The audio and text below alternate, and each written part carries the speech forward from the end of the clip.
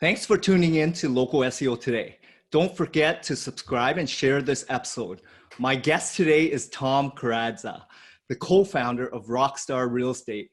Rockstar focuses on education first, helping investors across the Greater Toronto Area and Golden Horseshoe invest in real estate and live life on their terms. Thanks for joining me today, Tom. Hey, happy to be here, John. I'm so excited to learn a little bit more about, dig a little bit deeper because I've been to a lot of your events. I'm a member, obviously. And for me, it's always a pleasure to come and see you in person and meet with some of your staff regarding real estate, because that's something that I'm a big advocate of. So tell some of the audience members a little bit more about your back history, story, who you are, what you do now, and where you came from, maybe even back, growing up days. Sure. Okay. And I just want to thank you for this because your story is inspirational to me, John. I just want to throw that out there. Knowing your story and everything that you've been through, you are an inspiration to me. So thank you for this opportunity to chat. But so my story kind of begins born in Toronto, raised in Mississauga, two immigrant parents. My father escaped the former Yugoslavia. He climbed over some mountains. I don't think he was like hitching like different spikes into the side of walls to hike over these mountains, but they were kind of big hills that he went over into Austria, where he might have been, the threat was he would be shot and killed on sight if he was caught doing that. Got over into Austria, declared refugee status. They wouldn't keep him there. Then they shipped him out through Germany. I think the church somehow paid for a boat ticket. They basically said, we're going to pay, you're either going back or we will pay for a ticket to Canada or Australia. It's the only two countries that are going to have you.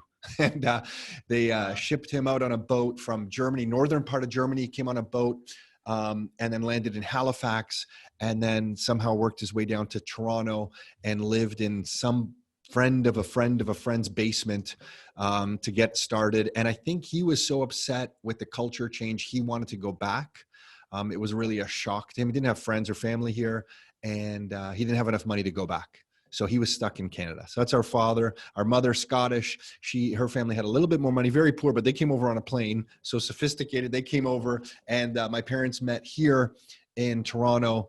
Nick and I were born, and we grew up in Mississauga to immigrant parents who didn't understand how to track us in school or high school. So we were left to just like, we were like all immigrant kids, kind of like looking back. I'm like, oh my gosh, we were all kids of immigrant parents. No one had a clue about high school. Like we had basically no supervision. You know how parents are now, like so on top of their kids. We were just like left to like run wild, right? And but it was great. I don't know. We seemed to survive okay. And went to university. My father's advice was just, go to university. I went to university, and that's kind of when reality hit me in the face, because I thought going to university meant I would get a good job and I would be set financially for life.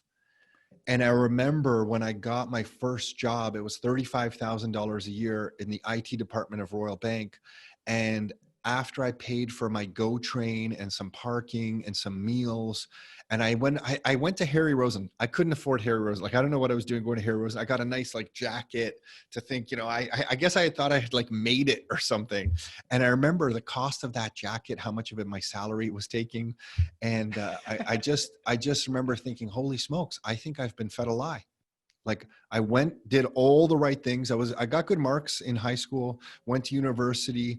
I was supposed to go down the engineering path, bailed on that when I got a degree in psychology and sociology. So maybe that was part of my problem. I got an arts degree, but I found it useful. But going into the workforce and then seeing the income I was going to be able to earn, I realized quickly that I wasn't going to be able to live the life that I wanted to live. Maybe not even the life that my parents lived. They bought a pretty good house in Mississauga. They worked hard. Like both of our parents worked hard. But I thought, oh my gosh, like I don't even know if I'm going to ever be able to buy a house that like the one I grew up in Mississauga. And we didn't grow up like super well off. Yeah. But that was when the reality hit in. And it was at that moment I started thinking I needed to get better skills in the marketplace. And it's when I jumped over to Oracle Corporation, which I got some database skills. And then I jumped from there into sales, and I really earned some good money in sales, selling database software. And I learned that if you ride a trend in the economy, you are going to make quite a bit of money. And it's not like that, John, you or I maybe even deserve that money. We are just right. We're in the right place at the right time. Yeah. Kind of like real estate when you're in there for long enough, right? And the trend just kind of lifts you. So that was kind of my move into software. And then eventually I quit the software job and started Rockstar. But yeah, that's a bit of the story. That's amazing. So now I would love to hear about why real estate, first off, and what triggered you. Were there people that really inspired you? Like, were there other entrepreneurs that you really looked up to? I know we know each other. Like, you go to a lot of these mentor sessions and, you know, a lot of the live events, but really what triggered you? What was that pivotal moment that really made you decide to kind of do something outside of what traditional, you know, you were raised and born to learn to do?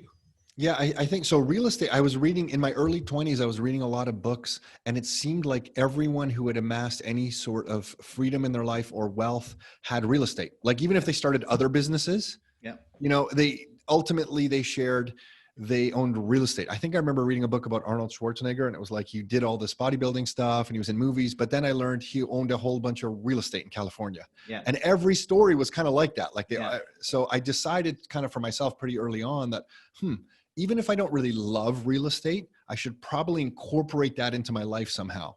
And that led down flipping some properties in my 20s and buying some rental properties. But then the moment for me to quit my job and go into real estate and start Rockstar on a full-time basis was that when I was at a software company. So after Oracle for 7 years, I was at a company called NetSuite for 2 years. Oh, yeah. And it was a really aggressive company. They were going public. They wanted to go public for $1 billion on the New York Stock Exchange, which they did accomplish. And I quit about 6 months before that. I was a regional sales manager there and running a really great team. And the pressure from within the company to produce results every month was making me sick every month. I was literally getting sick every month because I was putting so much pressure. It wasn't their fault, by the way. I was putting so much pressure on myself to deliver. And I took it really seriously. I was literally getting sick. And 1 month, I remember specifically, we missed our forecast. And I was kind of ripped pretty hard for that. And it was no fault of the person doing the ripping. You know, it was just the nature of the beast. It was this software company that was going public. And I remember going home after that experience because they had ripped me in front of a whole bunch of other regional sales managers there saying how I had missed my target. And up until then, I had always hit my target, always. It was like one time I had missed and I really got kind of, you know, I thought directly attacked for it. And I went home, already had, 2 kids. Mortgage on the house. My wife was not working. Carol was at home. And I got a piece of Bristol board from Dollarama. You know, like we all, Yeah. I went to Dollarama. This is my strategy. I went to Dollarama that day on the way home in Mississauga. I bought green Bristol board and markers. I got home, I cleaned off the kitchen island, and I started writing out a real estate plan on how to start a real estate business the way that I would have enjoyed. So, which was working with investors and talking about cash flow. And if people are going to flip properties, understand the process to flip and the dangers of flipping and how you can lose money flipping and all this stuff. And I wrote the different metrics that I have to track for this business. I wrote it on this green piece of Bristol board. And I told my wife, I'm like, I think I'm going to have to quit my job. And I was just hoping she would support me. And she thankfully was on board. I think she knew that if I didn't quit, I was going to be a really grumpy husband for a long time. And so I wrote out that plan. And then I started thinking, I have to do this because I extrapolated forward to some people I had seen in their 40s that were in the industry. And I remember a few of them wanted to take some time off in the summer to go with their families. And in sales in an aggressive American software company, if you take off more than 2 weeks, you're basically looked upon like you're not committed to the company. And I remember thinking, I don't want to work 20 years and get to my 40s and basically beg for 2 weeks off. And for someone to tell me I'm not committed, where I'm so committed that I'm getting sick every month. So I can't do this. If that's my future 20 years from now, I got to change now. And I think the best decisions in my life have always come from looking forward Yeah. 10, 20 years, and then kind of reverse engineering backward to today and what I have to change today to live the life I want in the future. And that was enough for me, between getting kind of ripped on missing my sales forecast, and then coming to the realization that I wasn't going to have the freedom that I wanted to spend time with my family. That was it. So 6 months before they went public, I quit on good terms. I gave a lot of notice. I didn't give 2 weeks notice. I gave months and months worth of notice so that they wouldn't be left in a jam. And Nick and I had our real estate licenses because we wanted to bypass realtors. You know, when you're an investor, you don't want to deal with realtors. Like, you're like, forget it. There's no real, like, I know what's going on. I'm a real estate investor. You're a realtor. You can't help me. You know, there's that kind of like mentality. So Nick and I got our real estate licenses to basically bypass realtors while we were both working in software and doing other things. So when the time came to quit, I already had my real estate license. So I called up Nick and I said, Nick, I'm going to go help investors. I don't think there's anyone focusing on investors. No one's helping us anyway. Some people are just selling us properties, shaking our hands and walking away. No one's actually walking us through how you get rent and, you know, how you deal with tenants and what to look for when you're flipping a property, how you create a duplex, all these things. And I said, I'm going to go quit and work with investors. Are you in or out? And right away, he was like, I'm in. So we both quit what we were doing and we started this adventure that was Rockstar Real Estate. And, you know, no looking back, it's been awesome. So it's amazing. Yeah. I love your story. And just so the audience knows, Nick is your brother, right? Yeah. And I see you guys all the time. And you guys are a great inspiration to all the members. So I applaud you for everything you've been doing. And I think it's over 10 years that you've had your business now, right? Yeah. I quit in 2007 and we incorporated Rockstar in the fall of 2008. So Perfect. we're over 10 years now. It's been crazy. And I loved where you mentioned that, you know, working with a lot of people in their 40s and 50s really gave you a realization of what your life would look like in the future. And a lot of these people who are starting off, like getting into the workforce, they don't have the opportunity to actually work with other individuals that are, you know, at a certain level or age that, you know, diverse culture, right? What I would say is if you go work at Shopify or Google, you're going to be working with a lot of people within your age at this point, right? You don't get to see what other people are going to be looking like. And I was very fortunate, very similar to yourself. I worked at Yellow Pages and I saw all these 40, 50, 60-year-olds grinding it out, working day and night in sales. Yes, they were doing fairly well, but it was stress, right? As you know, sales environment. And then you look at managers, VPs, directors, and you're like, is that what you want to be when you grow up, right? Like putting in that 10, 20 years to do that. And then, you know, what joy in life is it when you only get a couple weeks of your life or that year to go away, right? With family or whatnot. Yeah, you're totally right. Because the department that I was in, it was all young people too. It was only when I got exposed to some of the other areas that I saw some of the older guys and women that were working there. And I thought, oh my gosh, that's not the life I want to live. And I feel like it sounds awful saying that. But when I saw them at that age, basically playing company politics and struggling for the right accounts, I'm like, oh my gosh, like in your 40s, you have to be still like worried about, you know, something. Or then a new VP would come into the business and then you didn't know if you were secure in your role anymore because they had their own people. And I just remember thinking, I don't know if I'm allowed to swear or not. I was thinking, this is BS, man. This is not the life I signed up for. Yeah. You know, and my father ran his own drywall company and he was not, you know, he didn't really know what he was doing as a businessman, but he did it. Like he ran his own company. So I think having that, I thought, well, you know, I've seen people run their own company. I've seen my own father run his own company. My father has like a grade eight education. Like he stopped going to school in grade 8.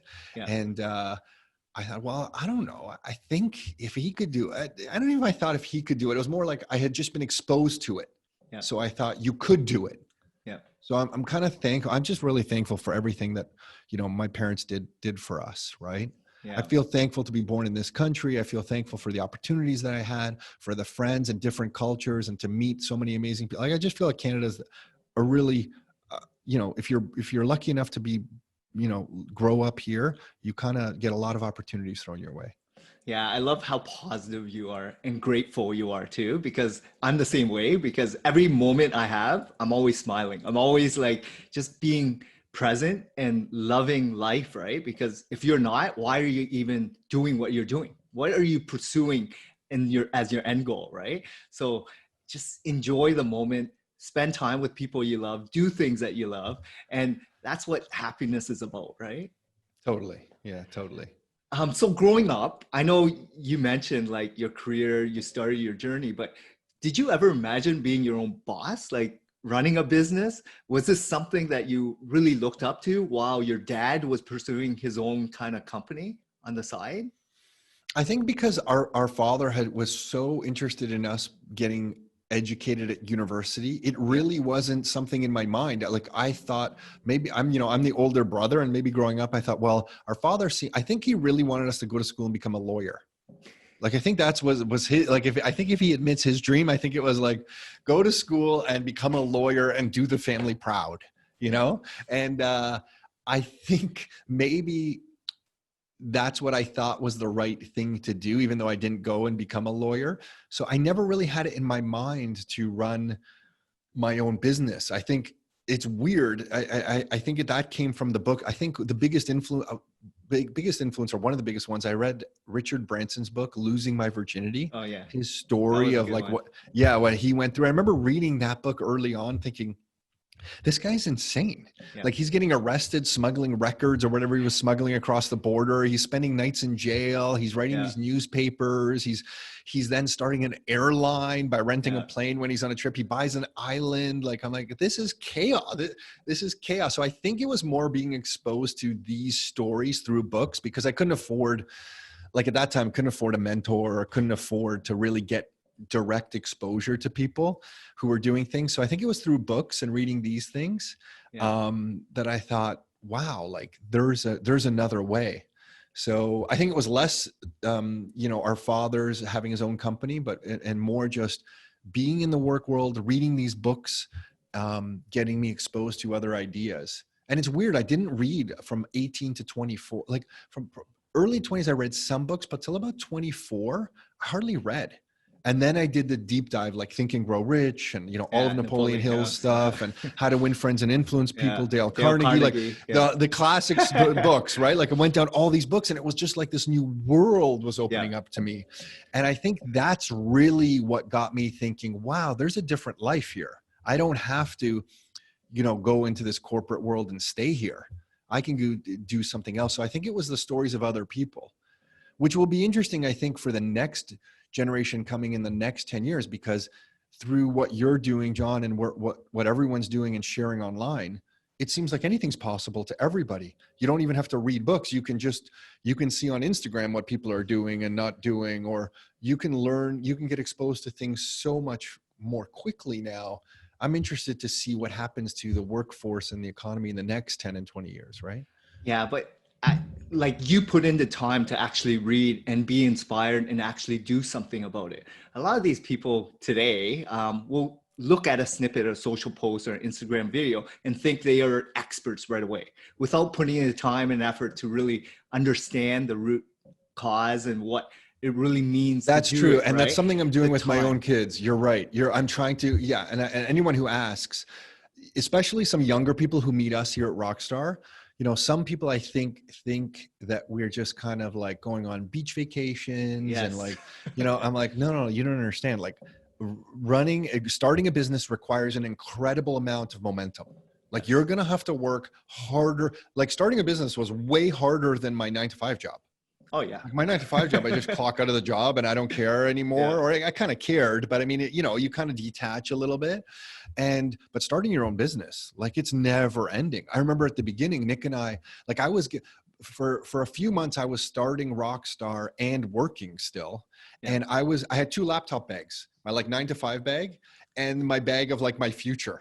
And I remember getting up at like 4:30 in the morning, going to one of the coffee shops close to the office I worked in, and sitting there 5 a.m. when the owner unlocked the door. I was going in there, ordering breakfast and a coffee, and sitting there working on the laptop for Nick and our business that we were launching, writing content and newsletters and stuff, and doing that from about 5 to 7:30, and still going to the office and being the first person in the office at the 9 to 5 job.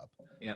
And then doing my 9 to 5 job on lunch. Sometimes I would take off from lunch and I would drive. We were doing some stuff in Brampton then, John. I was actually looking at properties for investors in Brampton on my lunch. That's and calling awesome. Investors thinking, hey, saying, I got a good property over. I found a good one. And they're like, why aren't you buying it? I'm like, I don't have any more money. I can't buy it. Like we don't have more money. Like we can't buy, but this is a winner.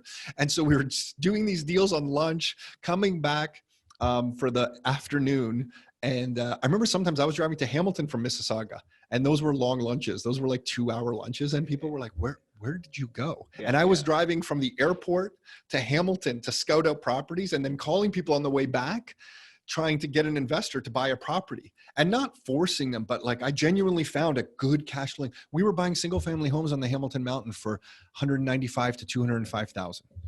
They were cash flowing, just straight rent made them cash flow. So, we could do that kind of thing. And I was calling investors on the way back and then working. And then after coming home, eating dinner, Nick and I would get together from about 8 to midnight, stuffing all our marketing envelopes. So, we were writing search engine optimized blog posts that were working like gangbusters. You know this better than anybody.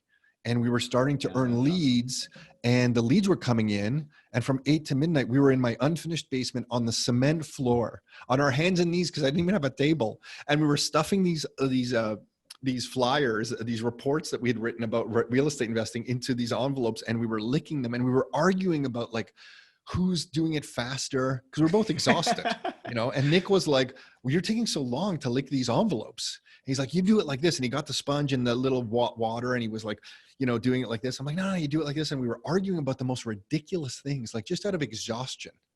Right. And it would be midnight, and then I'd go to sleep for like 4.5 hours. I'd get up at 4:30 and I would do it all over again. So those first few years were like, at one point, right before I quit NetSuite, somebody came into my office, and I had my laptop for NetSuite on my desk, and I had my other laptop bag like underneath the desk, for my other business. Yeah. And someone said, they looked at how tired I was. And they said, are you going to make it? Like, are you okay? You look horrible. And it was tough. It was that beginning was so difficult. Holy smokes. Yeah. So I'm saying that all to your point about Instagram, that people misunderstand the amount of momentum it takes to get started. But then once you have some momentum, it's easier to carry that forward. Yeah. But it all takes grit, right? It all takes like hard work and actual grinding it out. Like what you did was inspirational, but it also meant you put in the time, effort, know-how. You're going to make mistakes. Like you bootstrapped. It was a side hustle at first. And a lot of people, like, they look at you at your pinnacle right now, right? Where you're owner, 10 years, you have a great team.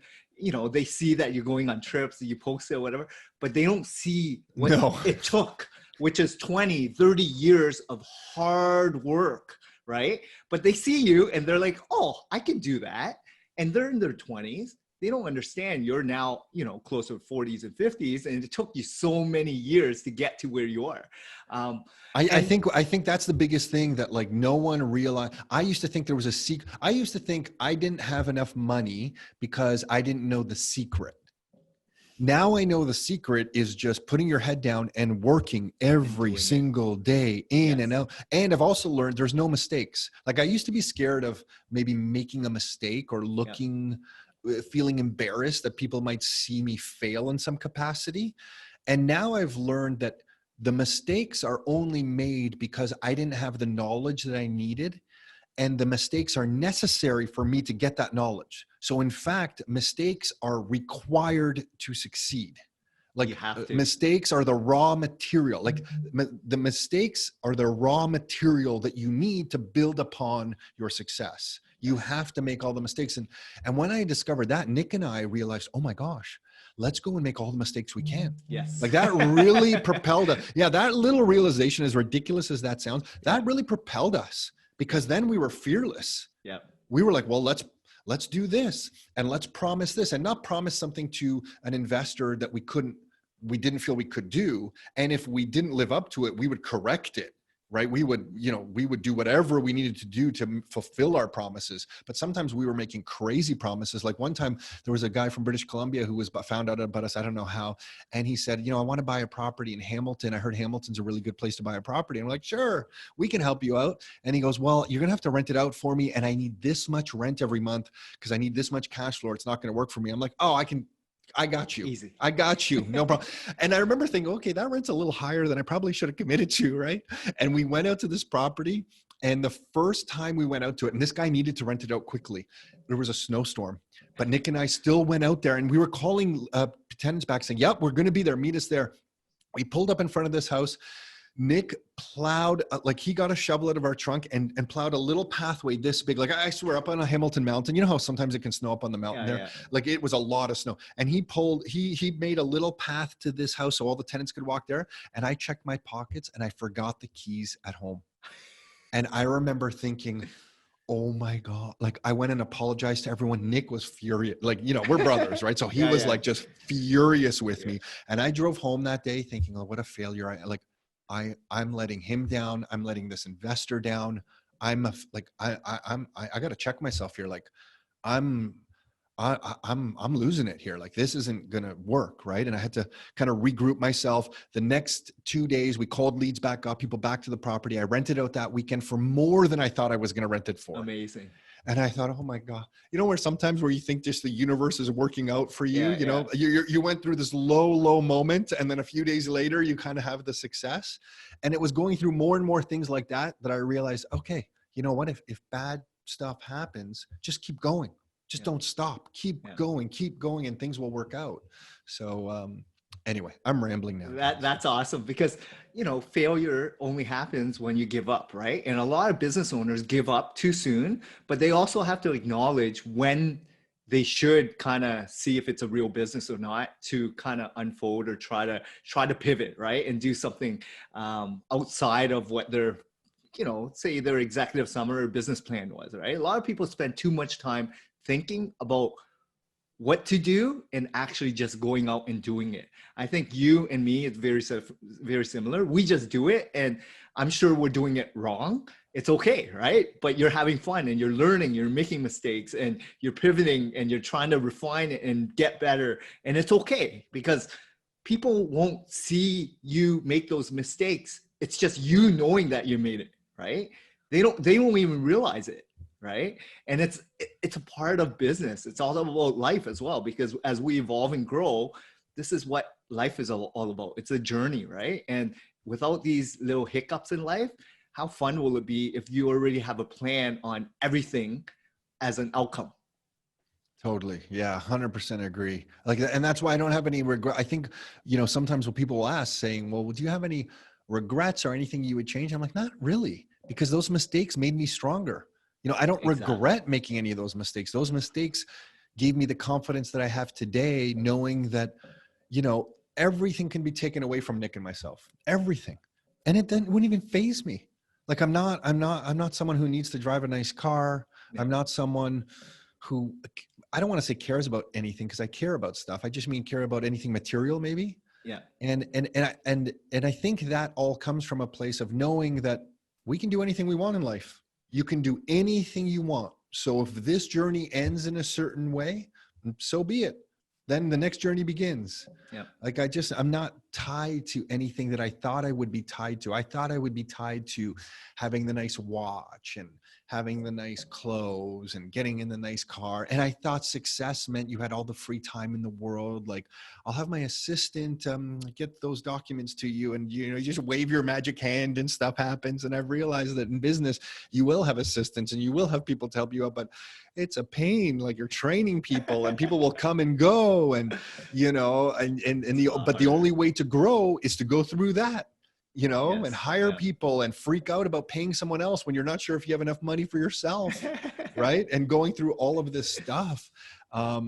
So I think just the journey is to your point, it's important and it gives you a certain confidence, and that confidence is what gives me personal freedom. Because I really believe you could pick up someone like yourself or myself and drop us anywhere, and I'm going to make it. I'll know how to hustle and make myself some money for myself and my family. And we'll And figure to it out me, for sure. yeah, exactly. And to me, that is the ultimate freedom. It's Yeah. not having a business and having the business produce cash flow, which is of course amazing, Yeah. right? Like that's huge. And it Yeah. allows us to travel as a family and do all these wonderful things, but it's not the freedom. My personal freedom doesn't come from that. My personal freedom comes from knowing I can get through anything. Yeah. You know what? Try me, throw something at me. Let's see what you got. You know what I mean? It's kind of like that. That's amazing, man. So regarding business again, were there mentors or coaches that really changed your perspective in like how you ran your business or how you're gonna focus on going very niche down the real estate line? Like, was there someone or a couple people that actually geared you to the direction that you're in today? Yeah, by far the biggest mentor we've ever had. And it was first through his books and then through his events. And then we hired him privately as a coach, was this gentleman by the name of Dan S. Kennedy. Yeah. He's having some health issues right now, but he's still around, an older guy. And he was just so blunt and to the point of how to run a business. I had read a lot of stuff that like, you know, the customer is always right. And you should have an open door management policy. And I read all these things that were from almost like they were written by business school professors, but never anyone who would like run a business. Yeah. And I realized that, like if you have an open door policy all the time, you're never going to get anything done because there's going to be people in your face all the time. Like you can't do any actual productive work. And the customer isn't always right if they are not being respectful to you and your business and demanding things that are incorrect. So I was attracted to this kind of alternate way of thinking about business. And Nick and I went to a bunch of his conferences, and then we hired him as a mentor, and we met other people through that because we met other business owners like yourself. And then we could hang out together and talk at the bar about, hey, what are you doing? What are you seeing? So getting that mentor and then getting into that mentor's world and getting exposed to other entrepreneurs really propelled us forward. Because when Nick and I thought maybe we were struggling with something, then we would hear that like, oh, well, John's struggling with the same thing, or he struggled with the same thing a year ago. He did this and now he's overcome it. And you would share that with us. That was mind blowing. So to us, we tell everybody like start with books if you can't afford mentors, and then go to some conferences, like go hang around people that are doing what you want to do. Even if you're not doing it yet, go hang around them, talk to them. Yeah. You know, like get exposed to them, and you'll realize they're just human. They don't have all the answers. They're struggling too. And that whole path of going down that. So first with the books, then with the conferences, and then hiring Dan Kennedy as a into going to his personal mastermind. And then as a couple of times we had him, personally, and a few other mentors like that. Bill Glazier was another really important one for us. That really, really propelled us forward faster, I think. That's amazing. Yeah, I just finished Ray Dalio's Life Principles book. A ton of Seth Godin's books. Like I'm all about reading as well, because nowadays you can't fly anywhere to get, one-on-one coaching. We can't even leave our house. We can't even leave our house anywhere. Exactly.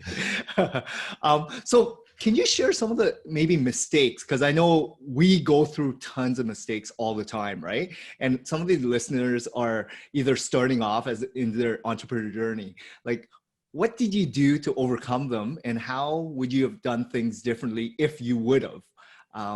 That would have, maybe set you back or propel you differently in your outcome today. I got it. I guess some of the things that maybe we would have done differently looking back is that we waited too long to hire help. I think we were so nervous about not having, I think our limiting belief was we didn't think we had enough work to fill 8 hours a day for someone. So we thought, oh my gosh, like we're just starting out. We can, barely pay ourselves at this point, but we were overwhelmed. Like we needed help. And if we didn't hire somebody, we were going to sink, I think. But we were slow to hire that person. And it was just it was a first part-time assistant that was freaking us out. Like it was one person part-time. Like that was enough to freak us out. Okay. And I remember when we hired her, we were both like, well, I don't know, like, does she have enough work for the whole day? Like we're paying her for 8 hours. I think she's not doing anything for the last 2 hours. This is crazy. Like we're wasting money. And now looking back, a lot of time spent on that type of thinking was a waste, you know, because it's nice to have some, even if someone's going to be around for 2 days and you have nothing for them to do, the next 3 days you might be swamped. And if you don't have them around, you're not going to be able to capitalize on some of these opportunities that might come your way. So associating, you know, somebody's time or lack of activity with time that we're paying for as a failure and thinking that we shouldn't hire them because their time's not full was a complete mistake and held us back for a little bit. And that's not to say to hire someone too early. We believe leading with revenue. I don't know if there's a really good book written by the guy who started Keller Williams. It's a brokerage that just went right through North America. And he wrote a book called The Millionaire Real Estate Agent.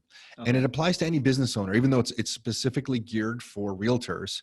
It talks about building a business from one person and then adding people around you. And he has this concept that's not unique to him, but he talks a lot about leading with revenue.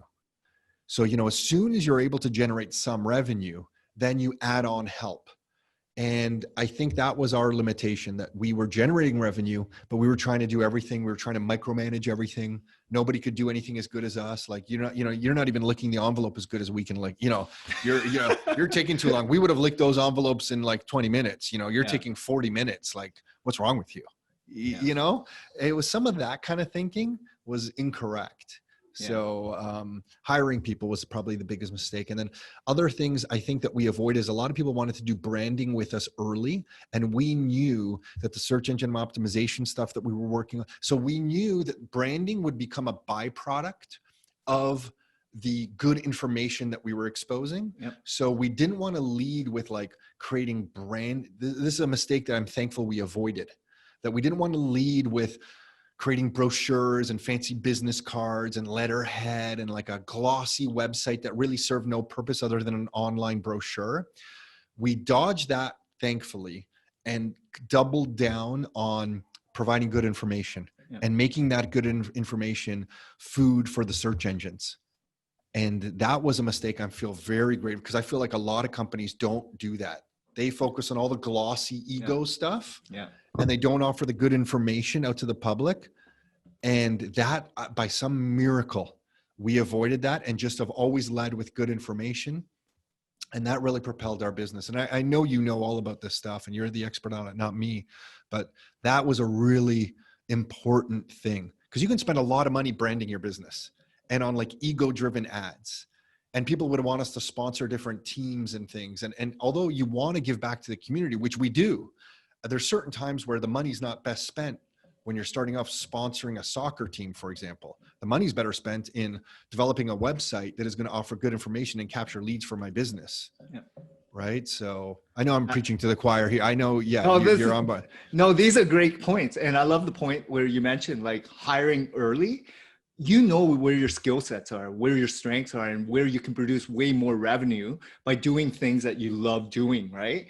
And devote that time doing it, because you can earn way more money doing it. Hire someone to do that task that you're paying $20, $30 on, and you can earn $500 an hour doing something that you love, right? And then early on, another thing is no one's gonna do everything the way you want them to do, and no one's like you. Right? Because you're a business owner. We think differently than an employee, right? Employees are very task driven, right? And you have to just have clear guidelines and instructions for employees, or else no one's ever going to get anything done, because they cannot think the way you're thinking and do things the way you want to do it, right? So I love that point. And secondly, you mentioned about that glossy branding. A lot of business owners forget the most important asset is understanding how to run a business, provide good value, offer up a product or service that people are willing to pay for your expertise, right? If no one's willing to pay for it, they don't really care how nice your storefront images, website looks like. You know what I mean? People spend money on all the wrong things when they're starting off as a business owner. They put so much money on decor, renovations, and then they're broke when it comes to marketing and sales, right? It's because they've been trained by, I guess, people who are lending the money or VC money or whatever it is. As a bootstrap business owner, we basically do the opposite, right? It's like revenue first or sales first. before you start hiring. So I It's love those points. it's the biggest thing. I think when it was Dan Kennedy who taught us that, you know, you want, as a business, no one cares about your business name. People have their own problems, and you want to get inside the conversation going on in the mind of your customer. And once you enter that conversation on your website, provide the answer to whatever it is, the problem that is going through their mind. So that your website shouldn't be geared towards your company name. There couldn't be a corporate website, but there should be some components of your website that are basically answering the question or providing a solution to the problem that people are having. And something else that we've learned along the way that, you know, around mistakes is a lot of people came to us wanting to make business plans. Like, let's make a business plan. Let's make a business plan. And I think the biggest thing I would share with anyone starting out is that we don't want a business plan. We want to know a few things. We want to know, how much is it going to cost us to get a lead? So for example, how many web page visits do we need until somebody raises their hand and says, yes, I'm kind of sort of interested in your offerings. Tell me a little bit more. So how many, do we either pay for that, or is that through impressions on our website? Whatever it is, how can we measure that? And then once we have a lead, how many leads will it take to get a new customer? Yeah. And if we can solve that little riddle, business is easy. Yep. Because now we know, okay, you know what? It takes us 100 views of our web pages to get a new lead. So if we want 10 new leads for our business in any day, we need to work to get 1,000 views of our website every single day, because we know it takes 10 leads to get a new customer, and we want a new customer every single day. Now now business to me becomes a math problem. Whereas when it's a business plan, and, you know, people will talk to us, well, the size of the real estate opportunity here in Canada is this big, it's this many billions of dollars. And if we get just 1.5% of the market, we will have this size of a business. And I'm like, yeah, but tell me how to get a customer to walk in the front door. Yeah. You know what I mean? Or to email us or something. That to me is the secret to business. Yeah. So that's something I try to scream from the rooftops when people are starting a business. And I don't think I'm doing a very good job, John. No one believes me. Well, it's predictable sales, right? Like, understand, but it took you years to uncover that, understand and get in the mind of exactly who your ideal customer is, the persona, the avatar, and what are they looking for? What are the trigger main personality points that they want to purchase from you, right? And then the cost per acquisition.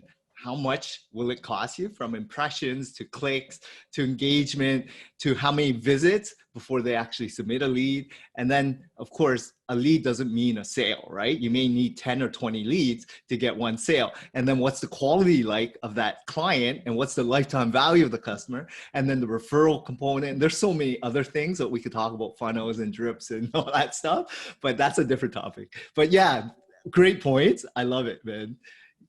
Like at the beginning, it's hard as a business owner. There's so much going on in terms of operations, HR, sales, marketing, accounting, you know, learning how to run a business, that they're not going to think about that. Right. And I find it very fascinating that you had your brother to support and kind of work with, right? As a solopreneur, I had no one to rely on, right? It was a lot. So much respect for you. Much respect for you. It's challenging because I would work 18-hour days, 16 hours, and I don't even know who to talk to, right? Yeah. Because everything's going on in my head, and my wife has no interest talking to me anything about business, right? She already has her own worries, and then she has no interest in even listening to what I'm talking about, right? So for me, it was like finding people in this online sphere and then learning it by making mistakes, right? And it's challenging for a lot of business owners, but enjoy the process. Just don't get overwhelmed, because it is overwhelming. It's very difficult, but just make it fun somehow. Yeah. No, it's a good point. You have to kind of, and I think you can make it fun by keeping the big picture in mind. Like if you have a purpose to what you're doing, like I kind of pick up from you that you really take a lot of satisfaction from helping businesses succeed, whether it's finally or succeed in new growth that maybe they didn't have. And I personally find when I can associate a bigger purpose with my life and my business outside of the business itself, it really allows me to put the stress in perspective. So when you're first starting out, to me, it's important to have that bigger purpose of your business, because without the bigger purpose, a lot of the pain that you're going to go through is really going to suck. The bigger purpose to me is important. And it's why in our business, we have this thing that I know you've heard from us. We say your life, your terms. And the reason we have that bigger purpose is, to us, our business isn't about selling somebody a rental property.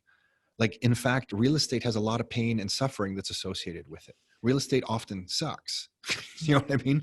Yeah. But the benefits that you get from holding real estate over periods of time are amazing. And that helps to meet us and our investors, our clients, helps them in some small way, hopefully live life on their terms by having a second income stream, maybe some equity buildup, maybe if they're lucky, even some appreciation of the property. So having this higher purpose of your business, to me, it's like a strategic marketing principle that was never really explained to me, but is very critical in surviving the ups and downs of business, right? Yeah, I know you probably read like Simon Sinek's book, The Why. Like, yeah, I haven't. I've read like a few pages. For whatever reason, I haven't been through that book, but that book has been referred to me so many times now that I need to get through this book. Yeah, because I'm assuming it's talking about all of this stuff, right? Yeah. It's like pursuit of passion and pursuit of your reasoning of why you're doing what you're doing, right? But yeah, amazing tips so far, Tom. I love it, man. In terms of technology, I know things have changed over the last couple of years, and before it was the manual licking, and I know you still do that, right? Which is direct mail. But how have you used technology for your business today versus maybe when you first started, or even 5 years ago?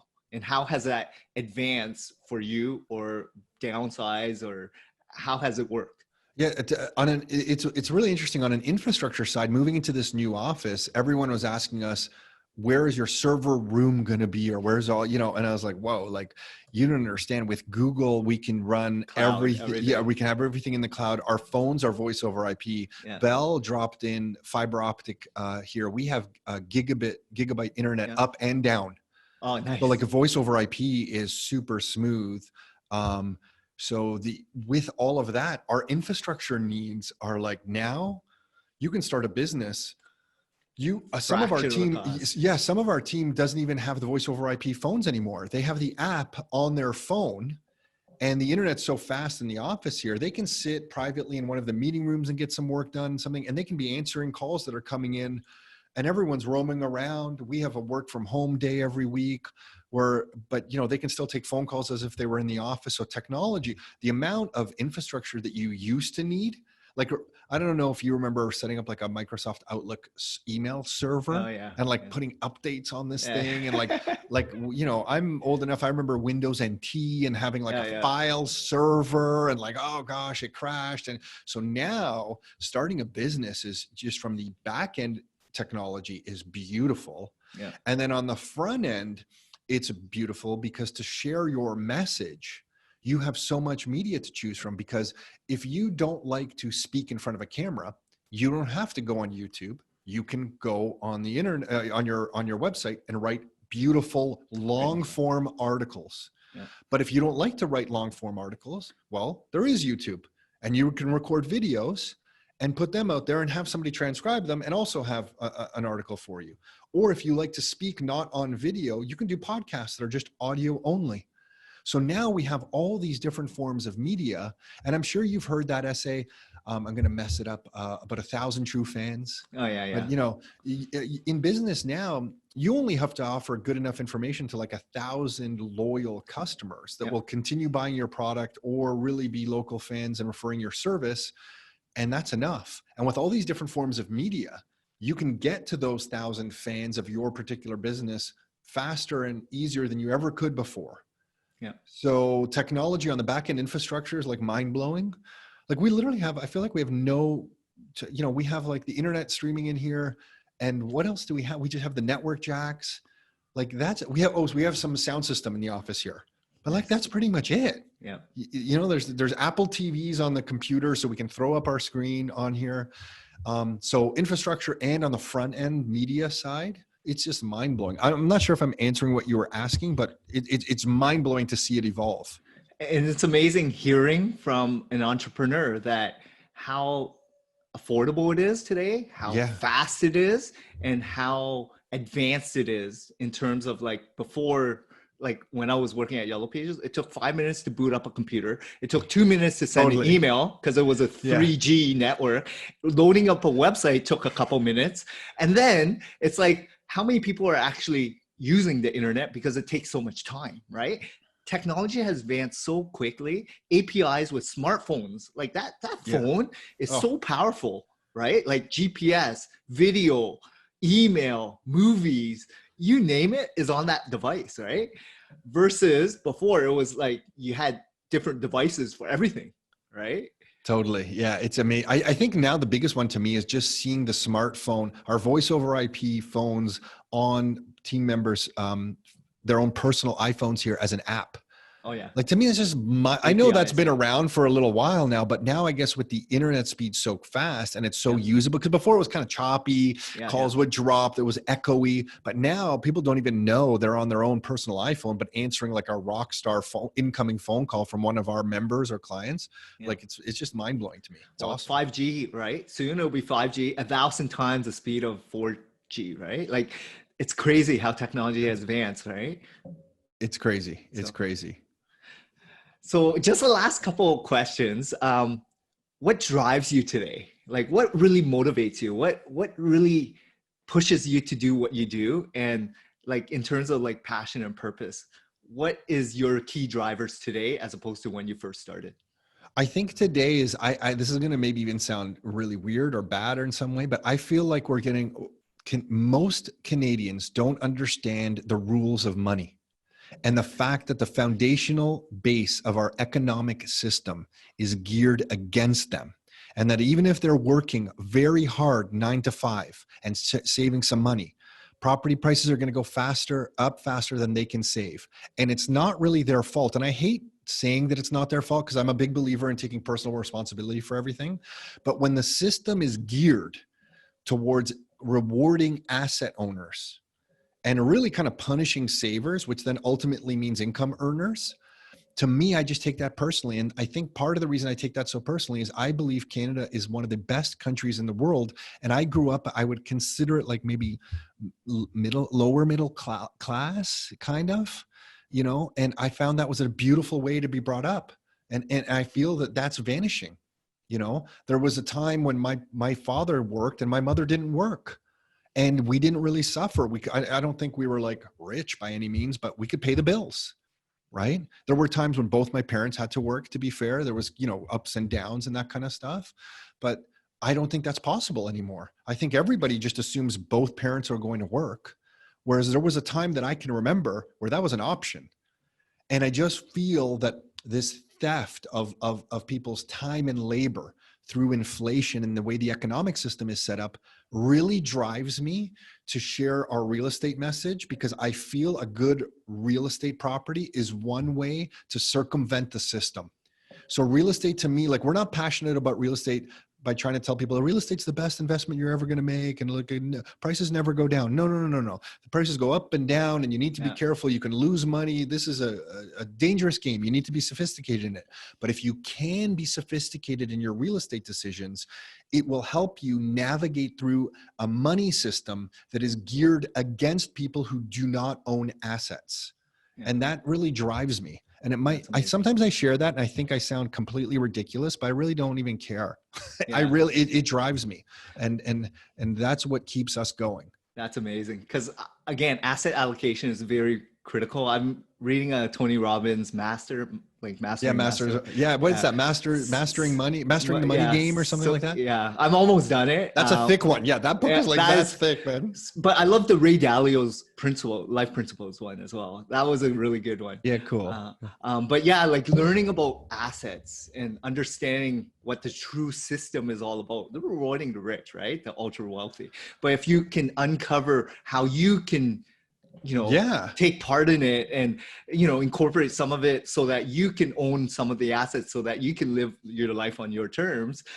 That's what ultimately you're after, right? For the positioning, not for your life potentially, but maybe the next generation or your kids or legacy, right? And it's the society that I want to live in. I want to have neighbors that are making some money and getting ahead. And I want to have neighbors where their savings are expanding. Like I want to live in a community where that's happening. I don't want to live in a world where everybody's struggling. Yeah. Right? Yeah. Like Tony Robbins he's always saying 3 things about life. It's all about money, relationships, and health. Right. Mm-hmm. And those are the 3 pillars that he lives by. So aside from business, and this is a little bit more deeper, Tom, but what are some of the major pillars in your life today? Like, I know work is very inspirational because you've been working for the last 10 plus years, building what you've built. But how about like community? How about family? Can you dig a little bit deeper on how those pillars has molded you to become who you are? Sure. Yeah. I think what drives me a lot is my family, and I want to have time with my family and quality time with my family. And I want to be able to contribute to my family and help out my kids and support my wife. And so that drives me a lot. And I've learned over the years that sometimes the way I can express that is by working hard. But I've also learned that sometimes in a relationship that maybe my family won't recognize that my working hard and time away from the family is for them. And that's not their fault. That's time with them is what they need. So for a while, I just thought, well, I'm working all these hours. Like, don't you get it? It's for you. like I'm doing all these hours for you, like you, even though I'm not with you because I'm working so hard, like it's all for you. But I kind of realized, thankfully, I feel like maybe 10 years ago or something, I'm like, oh, this isn't right. If I can't not be with my family and wait 20 years to have time with them, I need to carve out a life where I have time with them now. Yeah. So really important in my life is having family trips and vacations, which I know things kind of seems like a thing of the past right now, but having family vacations and spending quality time together, and then being able to spend time together throughout the week all the time, and sometimes it's going to be busy in our business, and sometimes it's going to be less busy. So it's not like perfect, but having that family time is really important. And then also personal sovereignty. And what I mean by that in my life, I want to be free. Like I want to be able to save up enough money and create enough streams of cash flow where I can, no matter what happens, I can live the life I want to live. And that's really important to me. And then I also want to give into the community, and giving into the community sometimes can be time. Sometimes it can be education, like helping other business owners, who might be struggling a little bit, and helping them kind of get through some of their struggles with some coaching and some of that kind of stuff. So it can be whatever, the way you want to give back. But for us, sometimes it's not maybe always like a classic, like I'm going to make this donation to this cause. Sometimes it's getting your hands dirty and sitting down next to somebody and helping them get to the next step. So that's really important to me too. Helping other people in the community. And I'm not sure like I'm really great at that by any means, but I'm trying, like I'm trying to help. And that's the key though. At least there's a gap or something to achieve, right? And do better, because just like anything, at least you're a doer versus a sayer, someone that always says they're going to do it, but never does it. Those kind of people. Totally. So that's amazing, man. I love this conversation, Tom. It was great to get to really know you.